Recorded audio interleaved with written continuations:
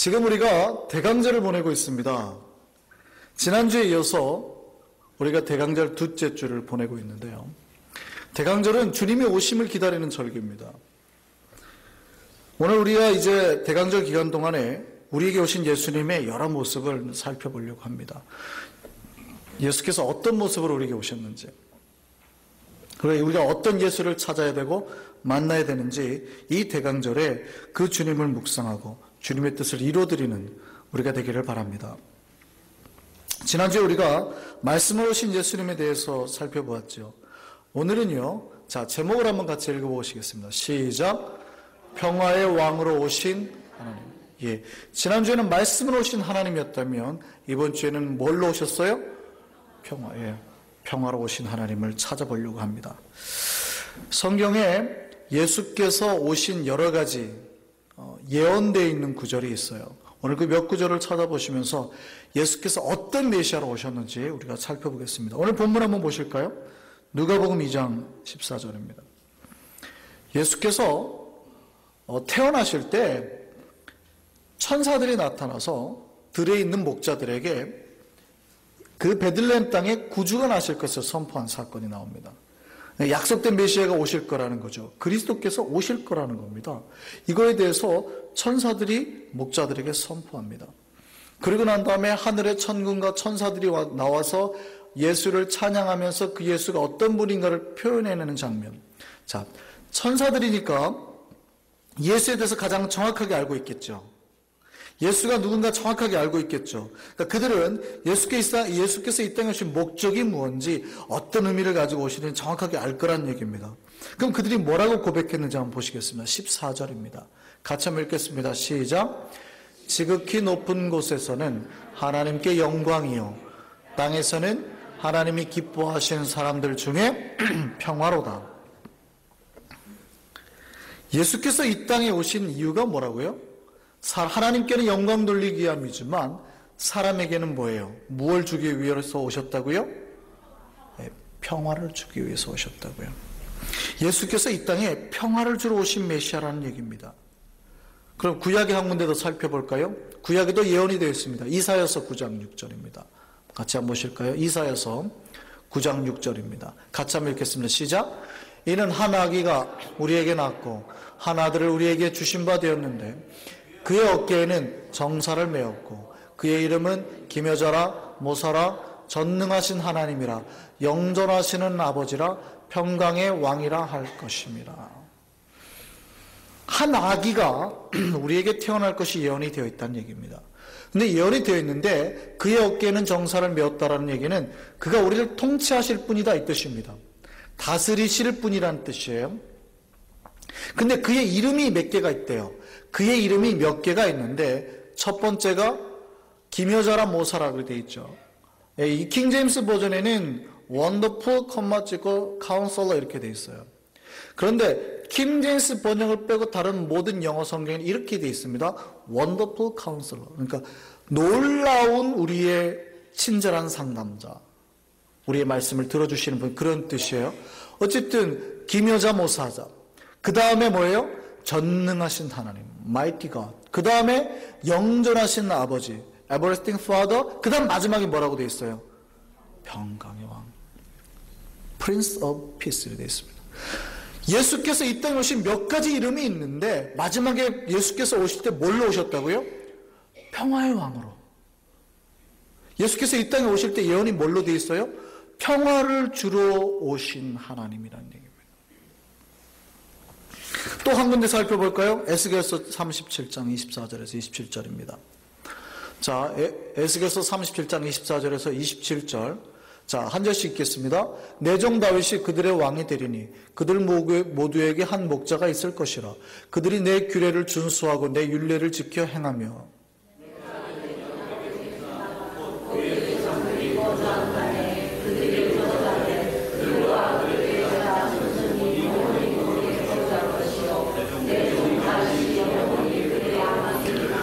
내가 그들과 화평의 언약을 세워서 영원한 언약이 되게 하고 또 그들을 견고하고 번성하게 하며 내 성소를 그 가운데에 세워서 영원히 이르게 하리니 내 처소가 그들 가운데에 있을 것이며 나는 그들의 하나님이 되고 그들은 내 백성이 되리라.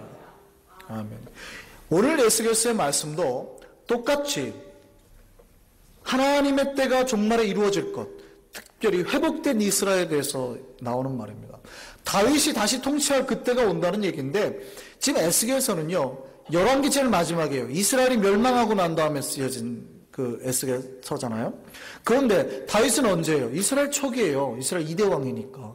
그러니까 왕이 몇백 년이 지나기 전의 얘기니까 지금 당시 저 때가 다윗 왕이 있을 때가 아닙니다. 그런데 언젠가 다윗 왕권이 회복될 때가 오겠다는 거예요. 다윗 왕권이 회복될 때가 오고 그때 온전히 하나님 우리 가운데 거하실 때가 되고, 27절 보세요. 나는 그들의 하나님이 되고 그들은 내 백성이 될 때가 온다는 거예요. 누구에 대한 예언입니까? 다윗의 자손으로 오신 예수 그리스도. 이분이 오시면 우리가 하나님이 우리의 진정한 주인이 되고 우리가 하나님의 백성이 되는 때가 온다는 거예요. 지금 예수 그리스도 오실 것에 대한 이야기입니다. 그런데 하나님이 그 예수가 오실 것에 대한 언약을, 영원한 언약을 이스라엘 백성들에게 선포하시는데 그 언약의 이름을 뭐라고 하세요? 26절에 내가 그들과 무슨 언약이요? 화평의 언약을 하세요. 그때는요, 하나님의 백성이 모두 하나님의 은혜 가운데 화평하게 될 거란 얘기입니다. 자, 오늘 본문 우리가 몇 군데 살펴봤죠. 예수께서 이 땅에 오실 그 이유와 목적에 대해서 살펴봤죠. 예수께서 이 땅에 무엇을 주기 위해서 오셨다는 얘기입니까? 예, 평화를 주기 위해서, 평강을 주기 위해서, 화평케 하기 위해서 오셨다는 얘기입니다. 우리는 이 대강절에 이 화평의 하나님을 기다리고 있는 겁니다. 그러면 여러분에게 제가 질문하겠습니다. 이 화평의 하나님 맞이하셨습니까? 예수의 정체성이 뭐라고요? 예수라는 분은 어떤 분이라고요? 평화시요, 평강이시요, 화평이시라잖아요. 그럼 여러분이 예수 그리스도를 영접했으면 여러분이 그 평강을 받아들인 것 아닙니까? 맞이하셨냐고요? 예, 여러분이 예수를 믿는다고 하는 증거가 어디에 나옵니까? 예수를 받아들였어요. 여러분이 예수를 받아들였다면 여러분이 예수의 능력과 예수의 생각과 예수의 말씀을 다 받아들였다는 거 아니에요. 그러면 받아들이는 것이 여러분 안에서 역사하게 될 것 아닙니까? 여러분이 고기를 먹으면 단백질이 생길 것이고요, 지방을 먹으면 살이 찔 것이고, 먹는 대로 역사하고 반응할 거 아니에요. 화평의 예수를 받아들이시고 영접하셨어요. 그럼 여러분 안에 뭐가 나와야 돼요? 네, 지금 그거 제가 질문하고 있는 거예요. 만약 여러분이 부처님의 제자라면요, 자비가 넘치시겠죠. 진짜 예수님을 맞이하신 분이라면요, 영원한 평화가 여러분 안에 깃들고 계시냐 이 말이에요. 예수를 영접한 자들은요, 하나님께서 주기를 원하는 이 땅의 모든 평화와 자유와 그 만족과 그 고요함이 여러분 안에 있어야 된다는 얘기입니다. 뿐만 아니라 여러분을 통해서 그게 흘러 넘쳐야 된다는 얘기입니다. 여러분이 진짜 그 평화이신 예수를 맞아들였다면. 그래서 여러분이 예수를 믿는다 그러잖아요. 예수를 받아들인 우리가 예수를 받아들이면 여러분이 그 속에서 드러나는 믿음의 검증, 증거들이 필요하다는 얘기입니다. 그걸 마태복음 5장 9절에 말하고 있어요. 마태복음 5장 9절 한번 볼까요? 무슨 얘기입니까? 팔복이에요. 예수께서 산상수훈에서 8가지 복을 말씀하십니다. 근데 이렇게 말씀하세요. 너희가 지금 과연 그렇게 하고 있는지 말합니다. 같이 읽어볼까요? 시작. 화평하게 하는 자는 복이 있나니. 예수 믿는 자에게 무엇을 증거하냐면, 너희가 이 화평의 하나님, 평화의 하나님을 만났다면 당연히 너희가 너희로부터 흘러나오는 화평과 은혜의 역사들로 주변 모두를 화평하게 만들 것이다. 이것으로 어떤 검증을 받아요? 증거를 받아요? 그 다음에 읽어보겠습니다. 시작. 그들이 하나님의 아들이라 일컬음을 받을 것이요. 그러니까 보세요. 화평의 하나님을 맞아들인 자라면 당연히 화평하게 된 은혜가 역사하게 되는 거예요. 근데 혹시라도 전쟁의 신, 그리스 로마 신화에 나오는 그런 전쟁의 신, 아폴로나 이런 사람의 신을 받으면 어떻게 돼요? 전쟁하겠죠. 투기하겠죠. 그런데 평화의 하나님이신 예수 그리스도를 우리가 맞아들였다면 우리는 어떻게 해야 돼요? 당연히 화평하고 평화하고 이렇게 된다는 얘기입니다. 이것으로서 우리가 예수를 믿는 증거의 검증이 된다는 거예요. 우리가 가는 곳마다 화평의 역사가 일어나요. 그럴 때 사람들이 어떻게 받아들여요? 당신이 화평해하는 모습, 당신이 가는 곳마다 평화가 일어나는 걸로 보니까 당신이 누구라고요? 그 평화의 왕인 예수를 맞아들이고 믿는 크리스천이군요. 하나님의 아들이시군요 하고 일컬음을 받게 된다는 얘기입니다. 여러분이 예수 그리스도를 말미암아 구원받았다는 증거, 하나님의 자녀가 되었다는 증거, 어디서 증거할 수 있는 거예요? 여러분이 딛고 서는 발을 그 자리마다 뭐가 일어나야 돼요? 화평의 역사가. 그림으로 제가 한번 표현해 볼까요? 만화에 그런 것이 있죠. 발을 탁 디뎠는데 갑자기 꽃이 확 피면서 확 이렇게 꽃향기가 나고 꽃들이 막 자라는, 상징적으로 제가 표현하는 거예요. 이런 일이 일어나야 되는 거예요. 여러분이 발걸음이 닿는 곳마다. 근데 여러분이 발걸음 닿는 곳마다 갑자기 꽃들이 시들어요. 막 툭툭툭툭툭 막 나무가 죽어가고 새들이 날아가다 툭툭 떨어지고. 그럼 여러분이 화평의 하나님을 받아들이는 겁니까? 그 말씀 드리는 거예요.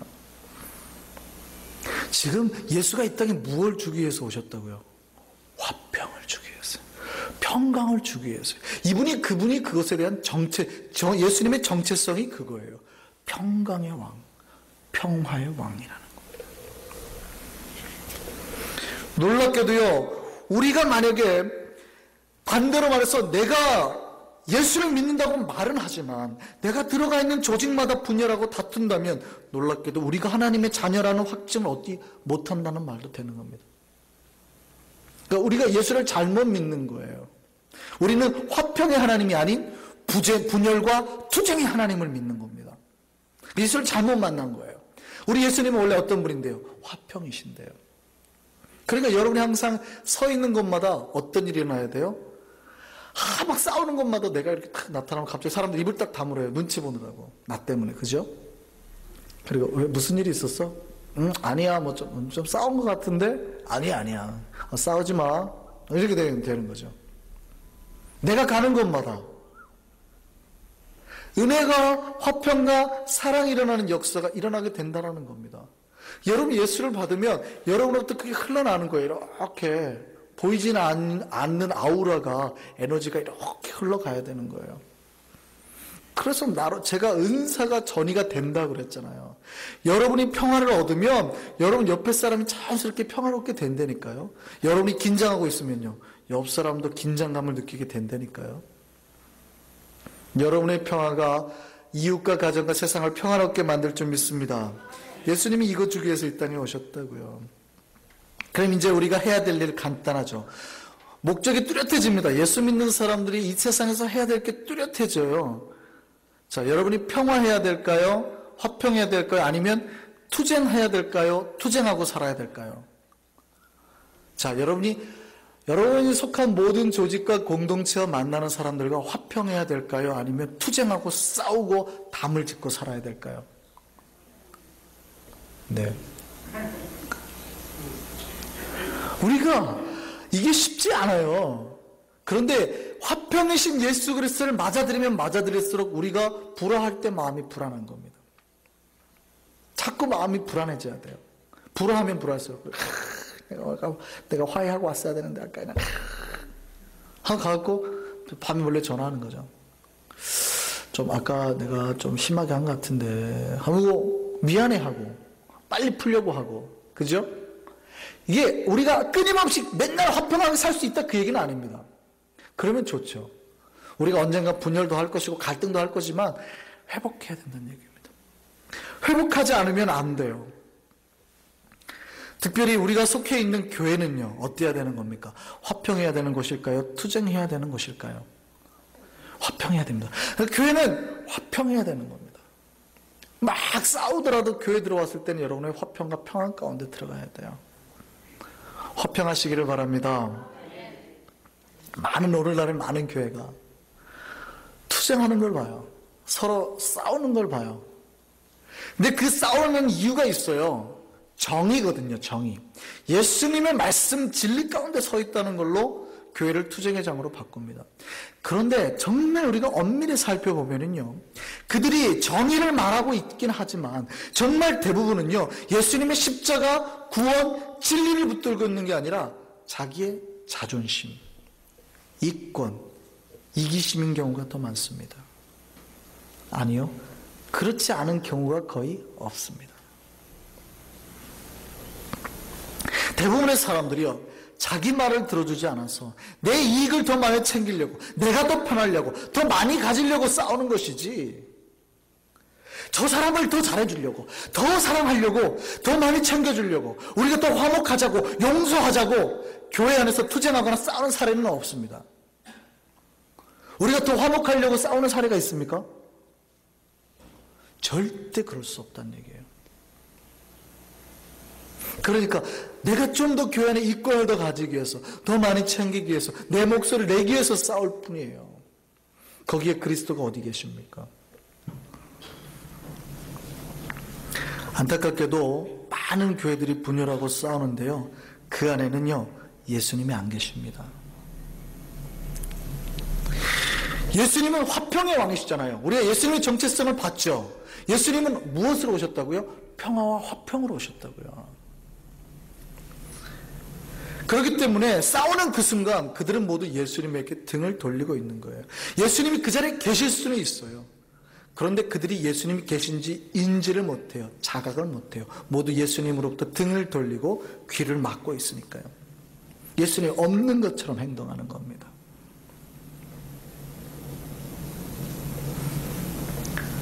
우리는 진정한 그 평화의 왕을 맞은 교회로 나아가길 바랍니다. 우리 한성교회가요, 얼마나 제가 감사한지, 그 평화의 왕이 오면 그 예수님을 만나면 변합니다.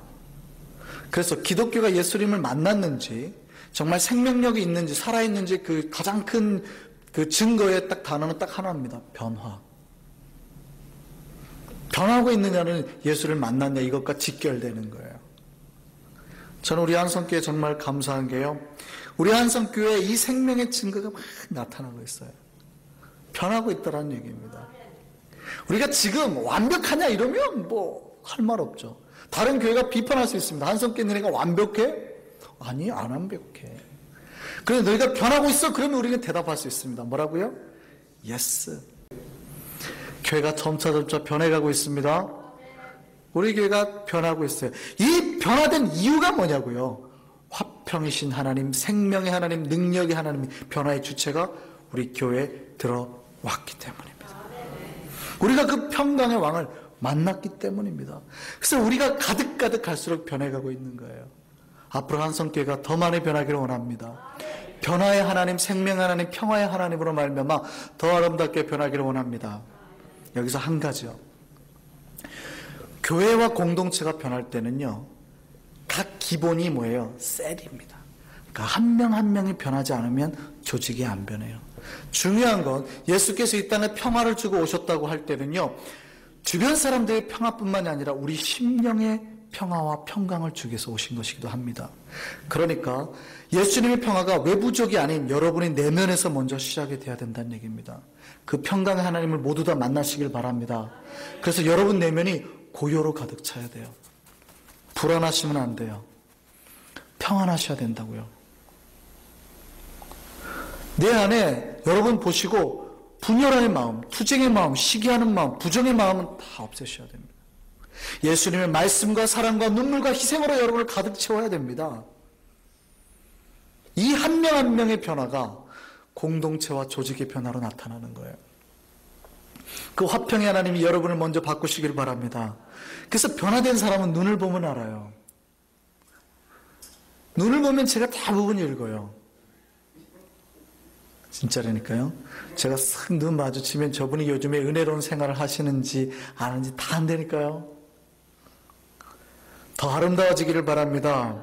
그게 변화예요. 이 한 영혼 한 영혼이 만나서 교회를 평화롭게 만들고 교회 평화가 반드시 여러분의 그렇게 아는 내면 속에서 세워진다는 사실을 믿고 끊임없이 여러분을 그리스도의 사랑과 평강으로 가득 채우기를 바랍니다. 우리가 많이 평화로 가득 차고 있습니까? 예, 제가 앞에서 우리 교회 그 변화를 말했는데 가장 크게 우리 교회가 변한 게 있어요. 그게 뭘까요? 우리 교회가 제일 많이 변한 게 있어요. 뭘까요? 뭐요? 예. 우리 교회가 많이 변했는데 그 중에 제일 많이 변한 게요, 웃음입니다. 웃음.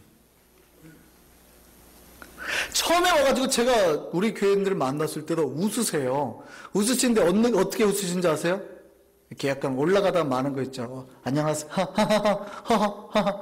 굉장히 막 어색해가지고 어쩔 수 없는 웃음.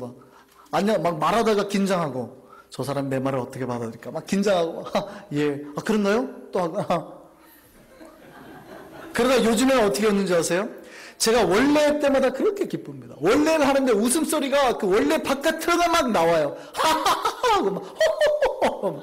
친교실에 앉아 계시는데 친교실에서 식사하시다가 막 차 마시다가 웃음소리가 막 나와요.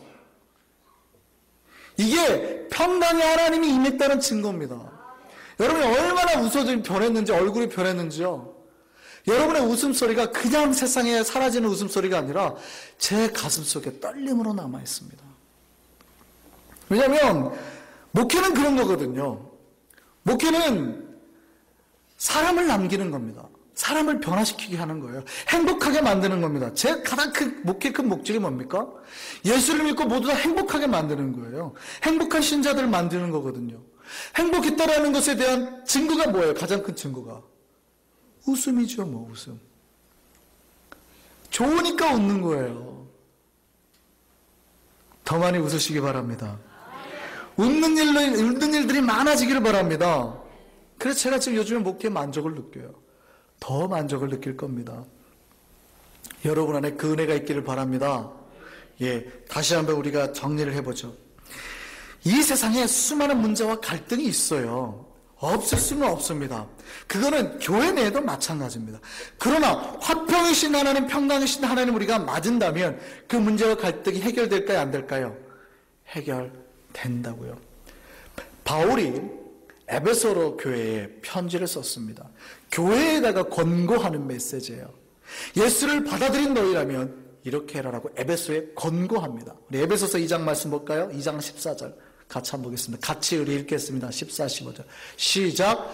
그는 우리의 화평이신지라 둘로 하나를 만드사 원수된 것 곧 중간에 막힌 담을 자기 육체로 하시고 법조문으로 된 계명의 율법을 폐하셨으니 이는 이 둘로 자기 안에서 한 세 사람을 지어 화평하게 하시고. 바울이 에베소 교회에 뭐라고 말씀하세요? 예수를 소개하는데 화평의 하나님으로 소개합니다. 그가 우리의 화평이세요. 그러니까 너희들 사이에 혹시 막힌 담벼락이 있느냐? 무너뜨려라. 그리고 서로가 화평하게 되어라. 이 교회 주신 메시지예요. 우리 모두가 혹시 담벼락이 있습니까?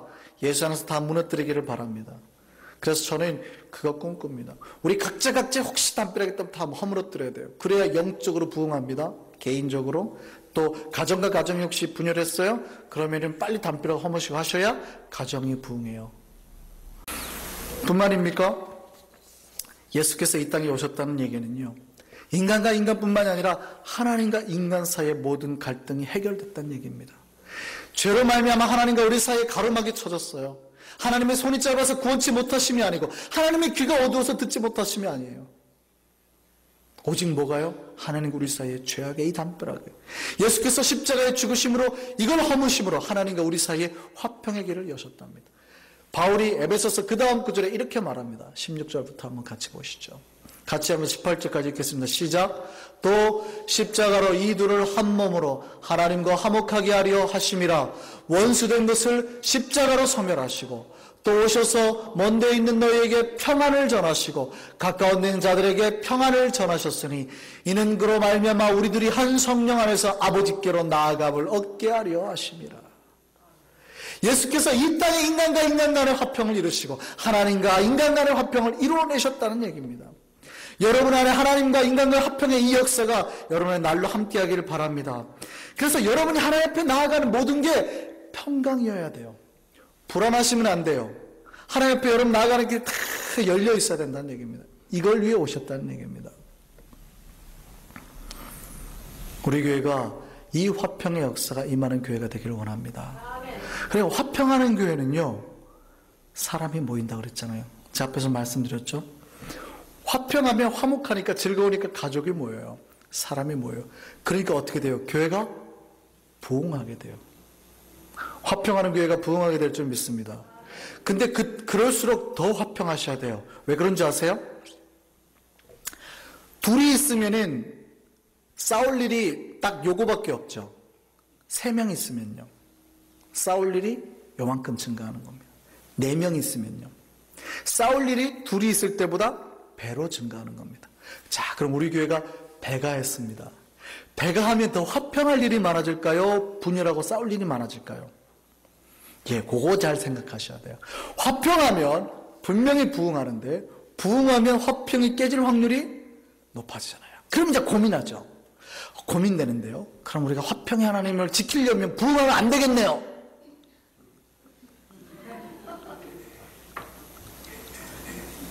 그래야 되겠습니까? 아니죠. 예, 그러면 안 돼요. 애인이 없는 것과 있는 것에 어느 게 더 좋을까요? 애인이 없으면 좋은 점 있어요? 좋은 점 있죠. 시간이 많아요. 왜냐면 애인이 있으면 막 데이트하자, 막 또 공부 좀 하려고 그러는데 막 전화가 오죠. 막 문자가 와, 시도 때도 없이 와요. 얼마나 귀찮아요. 근데 솔로는 마음대로 할 수 있잖아요. 자기 시간 마음대로 골라요. 시간 날 때마다 내 방이 여기서부터 여기까지 얼마나 되는지 한 번씩 굴러보는 거죠. 굴러가가지고 길이도 재보고 조립봉 개수 쫙 펴가지고 도대체 조립봉 한 봉지에는 몇 개나 들었을까 일일이 세워볼 수도 있고 뭐 많아요. 갑자기 내가 100불짜리를 그냥 다 1센트로 바꿔가지고 100불짜리 1센트를 쌓으면 얼마나 쌓을 수 있나 뭐 이런 거 해볼 수 있단 말이에요. 시간이 많아요. 또 좋은 점 있죠. 뭡니까? 돈을 세이브할 수 있습니다. 여인이 있으면 돈을 써야 돼요. 돈덩어리예요. 밥 한 끼 맨날 밥 사야 돼요. 솔로는요. 그 돈이 다 자기 거예요. 내 만족도 할 수 있죠. 그거 가지고 내가 밥도 먹을 수 있고 또 두꺼운 책 몇 권 사가지고 그죠? 베개로 쓸 수도 있고 이런 일들이 많아진단 말이에요. 그런데 애인이 있으면 좋은 점 딱 한 가지 있습니다. 뭘까요? 애인 없는 것보단 나아요. 교인들이 많아지고 막 부흥하잖아요. 화평하고 그러면 막 사람들이 와가지고 같이 일하다 보면 부딪히고 일합니다. 저 교인 때문에 내가 속상해하는 거예요. 또 잘 배워야 되고 저 교인 챙겨주려고 시간 투자해야 되고 아유 내 돈 들어가요. 시간 들어가요. 바빠요. 그러면 안 오면 좋겠어요? 예쁜 애인이 오는데 아우 오지마 너 오면 내가 막 귀찮아 이래야 되겠어요? 아니라니까요. 화평하고 은혜롭고 되면 자연스럽게 부흥하게 될 줄 믿습니다. 그럼 맞아야 돼요. 교회가 그래서 영성이 깊냐 안 깊냐를 체크할 수 있는 방법이 있어요. 영성이 강화되는 건요. 2명 있을 때 화평하는 것부터 점차 늘어나는 겁니다. 내가 3명 있어도 화평할 수 있는지 4명 있어도 화평할 수 있는지. 그러면 우리가 화평의 그릇이 만약에 100명이 되면 어떻게 돼요? 100명만큼 차는 겁니다. 1000명이 되면은요 1000명만큼 차는 겁니다. 우리가 화평의 그릇이 10,000명이 되면요 10,000명만큼 차는 겁니다. 아니라고요? 그래요. 반드시 그렇습니다. 만약에 화평의 그릇이 500명밖에 안 되는데 교인이 2,000명이 됐잖아요. 반드시 분열하고 다 떠나고 500만 남게 돼 있는 겁니다. 그 안에서만 화평이 가능하기 때문에 그래요. 우리 교회는 화평은 무한대로 늘어나길 바랍니다. 주님이 주시는 화평은 제한이 없기 때문이에요. 우리가 그 무한대까지 나아가기를 간절히 바랍니다. 우리가 진정한 평안과 부흥의 길로 나아가길 바랍니다. 대강절에 그 평화의 왕을 맞아들여서 여러분의 영혼을 확장시키시고 여러분의 심령을 확장시키시고 여러분의 삶을 복으로 확장시키길 바랍니다. 그 대강절로 오시는 주님께서 확장시키길 원하시는 만큼 복으로 채워주실 줄 믿습니다. 이 시간 그 예수님과 함께하는 만족의 기간들 되시는 우리가 되길 바랍니다. 기도하겠습니다.